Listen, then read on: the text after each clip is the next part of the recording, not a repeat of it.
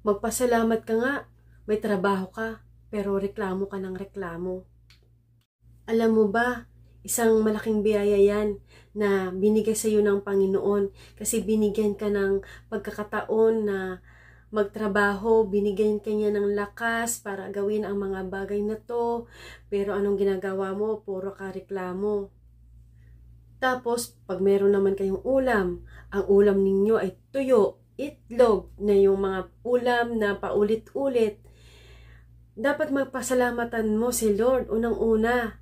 Bago ka kumain, magpasalamat ka dahil binigyan ka niya ng pagkain ng makakain. Samantalang ang iba, wala nang makain.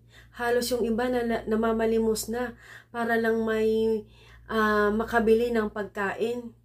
Tapos ikaw naman nagrereklamo ka kung ano naman yung dyan sa pagkainan ninyo, na kung ano ang kaya ng mga magulang nyo, hindi nyo na kailangan magreklamo pa.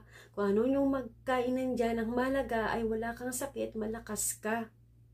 Ang Diyos ay dakila.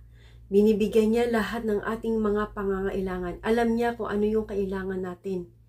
Hindi mo pa hinihingi sa Kanya, pero alam niya kung anong kailangan mo. Ang kailangan niya lang sa iyo ay lumapit ka. Maalala mo siya na ito ang kailangan mo. At kung ikaw ay magtitiwala, mananali ka, ibibigay niya ang hinihiling mo.